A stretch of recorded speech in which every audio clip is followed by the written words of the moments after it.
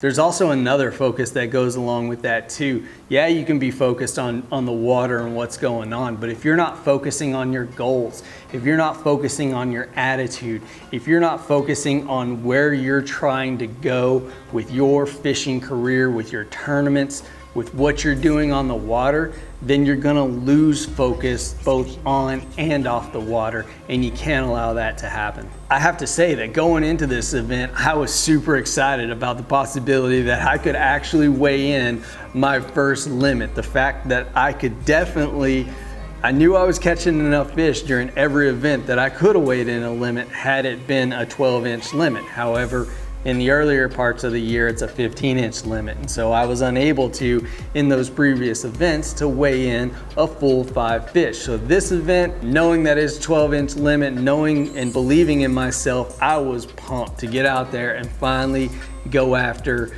a full bag of fish.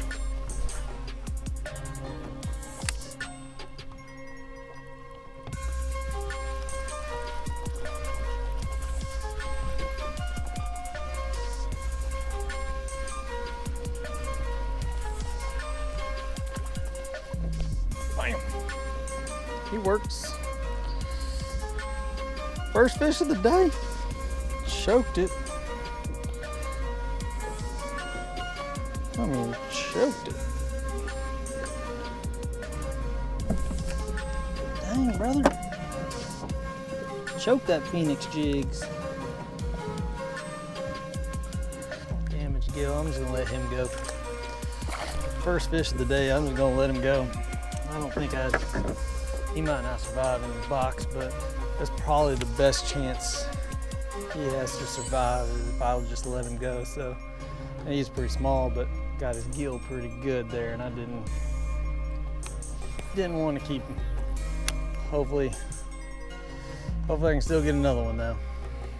Hope I can get 5. So as it would happen, you know, more adversity just came my way. I ended up gut hooking 2 fish during this tournament, and rather than keep those fish in my live well, could have done the whole citrus type soda trick on them. I just didn't feel confident that those fish would have lived.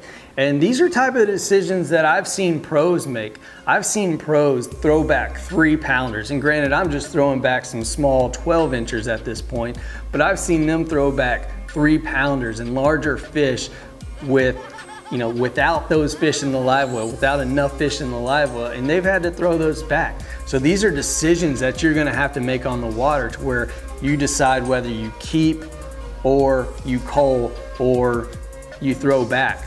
And in this case, I decided right off the get-go, the best thing for these fish was to get them back in the water.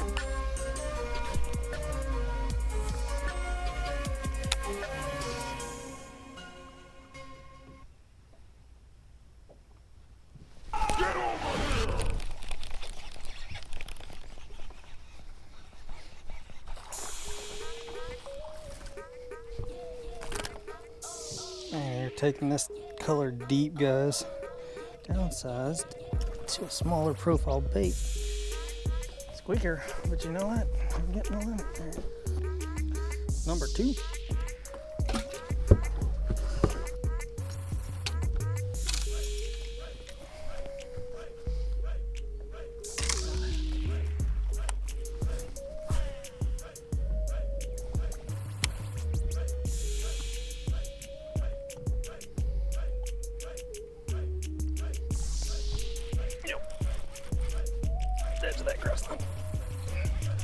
Don't be a catfish.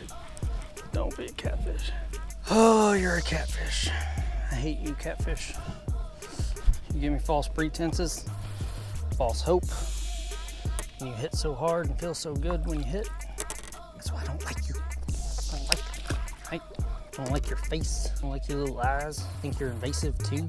Turd. Thought I had something. Really thought I had something there. You lied to me. You lied to me, you turd. I was like first cast as soon as I got off the weed line too. As soon as I got out into a little bit deeper water, found the edge of the weed line here. I ran new grass mats that are supposed to be good grass mats, good community holes, and just didn't run into the fish that I needed. I've got very small goals at this point. My first goal every tournament is to bring in a limit. Now I'm gonna go to a spot to where I just literally crushed them one day. Whether or not it's gonna pan out and work for me, no clue. Didn't feel comfortable in the grass where I was at. Didn't see anybody else catching.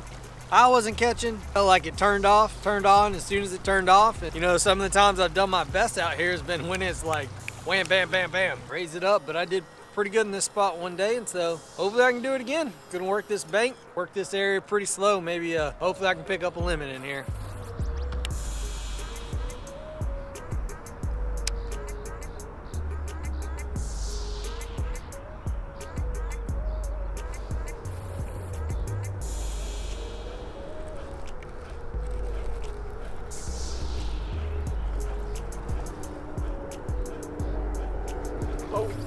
That's good enough. Dang it, please don't have taken that so daggum deep that I can't get it out. Oh, you're gonna bleed too. Dang it. This being the first event to where I could have brought in a limit and had to throw fish back because they were gut hooked. Very disappointed that I wouldn't finally get to bring in that 5-fish limit.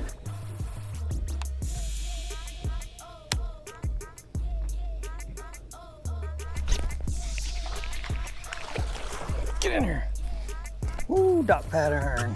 So I ended up just throwing the rest of my fish back because I knew the guys I'm competing against. These guys are sticks. You know, they've won BFLs on the Potomac. They've won all sorts of other tournaments. So, you know, I knew bringing in 3 fish just wasn't gonna cut it. So I just went ahead and threw them back. I've thought about that a lot since I've done that, and I don't think that's in keeping with my focus and my focus of don't back up, don't back down, because you think it matters that you bring 3 fish in on a tournament that costs you $70 to enter. What if that tournament costs $2,000? What if that tournament costs $8,000 to enter? Bring your fish to the scale no matter what. Take your licks, keep coming back, never back up, never back down. Not everything is gonna go according to plan.